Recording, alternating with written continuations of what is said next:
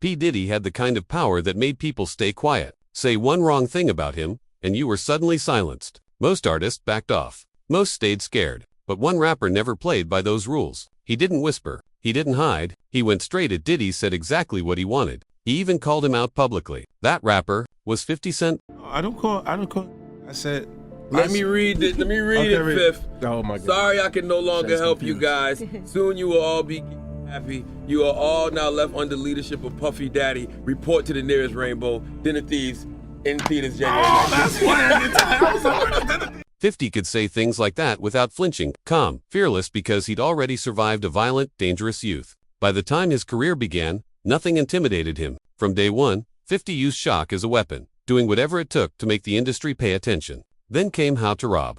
The song exploded across hip-hop. He dissed more than 40 names, industry giants included. Even Puff Daddy caught a line. I snatched Puff again, to the nearest ATM. And this wasn't just rap talk. 50 was a real street figure, rapping about gangsters because he actually lived that life. Oh, you slow motherfuckers, I'ma break it down illa. Supreme was the businessman and Prince was the killer. A young 50 Cent speaks about the New York OGs. When he mentions the team, he's referring to the Supreme Team, a powerful crack distribution organization from the 1980s. Based in South Jamaica, Queens, the group was led by Kenneth Supreme McGriff alongside his nephew, Gerald Prince Miller. But you know, DJs would get beat up for playing the record. Like, Oh, I didn't know that. Yeah, dope, all day. Like if you played it, DJs would certain get spots, like they would call and be like, don't play. It eventually turned into a street war. 50 lost close friends and barely survived himself, shot 9 times. He got hit like I got hit, but he ain't breathing. Most people would have disappeared after that. 50 didn't.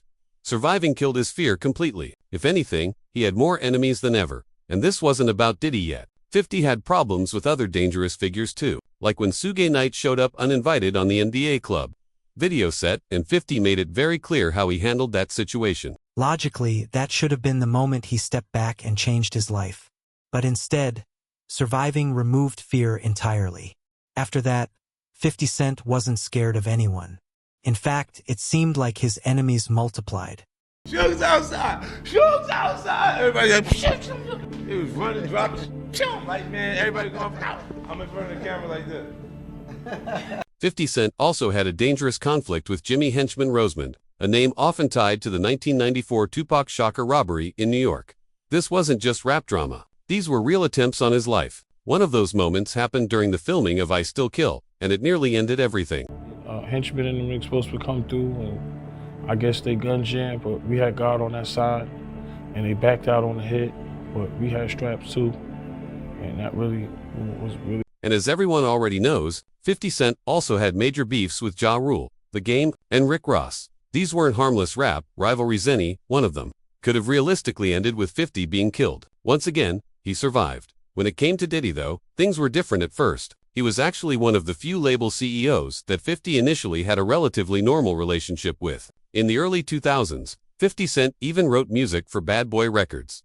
But signing with Bad Boy was never meant to happen. According to Tony Ayo, the non-stop street beefs and industry conflicts surrounding 50 and G-Unit made the situation too risky. In the end, that chaos was a major reason Diddy backed away from signing 50, especially with the memory of the notorious B.I.G.'s death still fresh, just a few years earlier. That's how the tension between 50 Cent and Diddy quietly began. She's like, yo, we can't sign you, Playboy.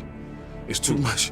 He was like, it's too much drama, like, you know, with the Biggie stuff and all that. And I was just looking like, damn, this he, you know what I'm saying? Look, they knew I was talented. They just looked at it and was like, I don't want all of this stuff to come. One street incident changed everything. 50 showed up armed, even bringing the weapon into Diddy's office.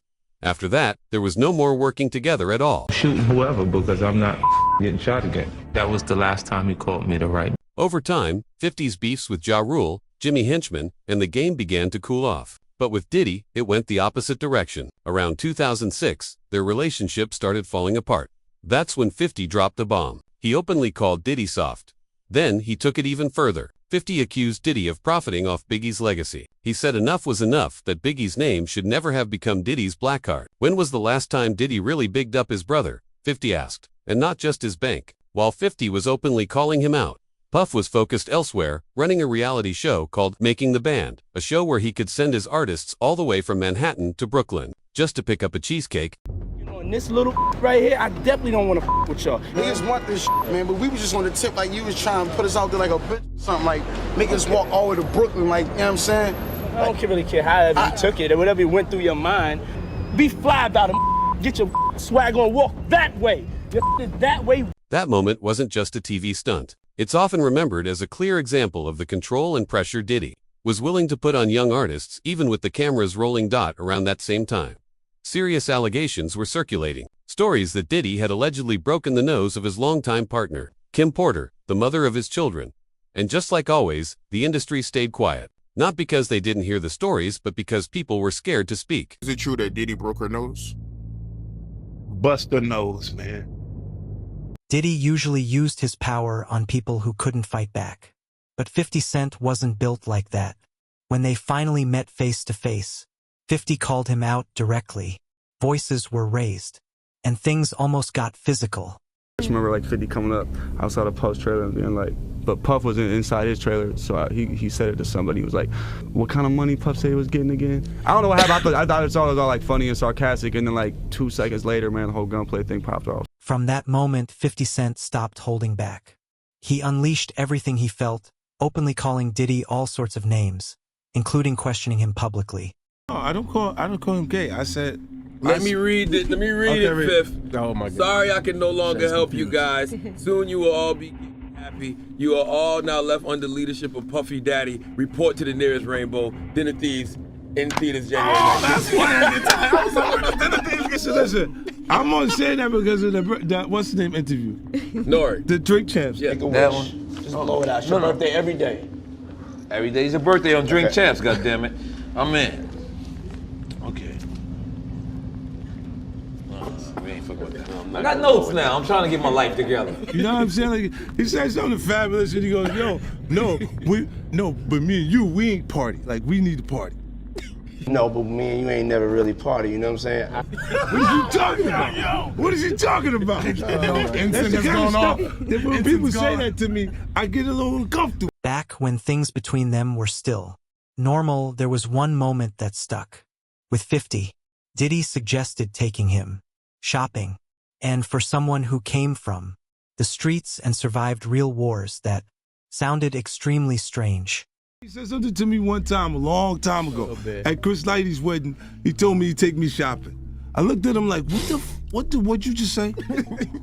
Let me move, man, before I do something. You're gonna make me mess up the wedding. And no matter how much 50 Cent trolled him, Diddy always maintained his image on camera, smiling, positive, friendly, like nothing was wrong. He said you did the same thing to him. You asked him to take him shopping. Yeah, I thought he needed some clothes. What? I'm a nice guy. Yo, why are you and 50? Hey, yo. Why y'all not? Hey, yo, I don't have no beef with I don't know why. With Fifth. He loves me. He loves me. Do y'all really can't have see a it? beef? I mean, y'all can't see it. No, we can't see Y'all it, can't man. see that he loves me? But see, You really, hold on, you really think that's hate? When you really break it down, you've been out here a long time. You know he loves me. I don't think he like it. You know he loves me. I don't think he like it. Okay. But why not? Y'all both passionate. Y'all both. I don't know. Yo, check this out. I don't know. Like I don't. both the same. No, we are not. Okay. We are not the same. But I mean, We are as not far as cut the way from the you same guys cloth. work- And then, when federal authorities finally started taking Diddy seriously, as the whole story began to unravel, one detail became clear. The only rapper speaking out against him from the very beginning was 50 Cent. Now, it's not a question of, did he do it? It's, did he get away with it? People don't come at him like that unless they've got a case. That's why I don't be going to the Puffy parties. They can hug you from the front and the back at the same time. Even when the Cassie story resurfaced, and leaked footage allegedly showing Diddy assaulting her came to light, 50 Cent didn't stay silent. True to his style, he reacted with his signature irony, writing, "Now I'm sure Puffy didn't do it. He's innocent. This proves nothing." This is what his lawyers are going to say. God help us all. Once again, he was the only one speaking out. I'm the only one who's been vocal about this long before it actually. Oh, you've been saying this for a long time now. And then no one was, they're just, why is he saying this? And now it's coming out like crazy. I mean, But I also didn't participate. I also didn't go to those parties. Yeah. So a lot of the celebrity culture that you don't hear saying anything is because they participated to it. While others stayed quiet, pretending not to know or just waiting to see how it would all end, 50 Cent did the opposite. He joked, mocked, and openly called out Diddy's actions. Smile. Smile. Damn. Last seen on a bike. Diddy's popped. The truth is, 50 Cent was never afraid to speak out, because he knew it wouldn't hurt him. And he didn't stop there. He took it even further, going on to make a documentary about his favorite villain. If Sean Combs watches this, what do you think he's going to feel? Like, wow, this is amazing. I think he's gonna say this is the best documentary I've seen in a long time. Because you'll see people saying that. I mean, he may feel a different way about pieces and bits of it, but he knows the truth. As you might remember, Diddy used to say that 50 actually loved him. He loves me. But after the documentary, that illusion was shattered. Diddy got seriously angry, even going so far as to send him funeral flowers. Still, 50 didn't take it as a threat. He just laughed it off. What kind of underscore? Did he send me flowers at Club 11? LOL. Why all the foreplay? Get busy. You know I'm stupid. With a history full of real beefs and street conflicts, 50 Cent was never afraid of Diddy or his influence. And if you want more, check out the next video. It shows exactly how 50 trolls anyone who dares to side with Diddy. Logically, that should have been the moment he stepped back and changed his life. Instead, surviving erased fear completely. After that, 50 Cent wasn't scared of anyone. If anything, surviving made him more dangerous and his enemies multiplied.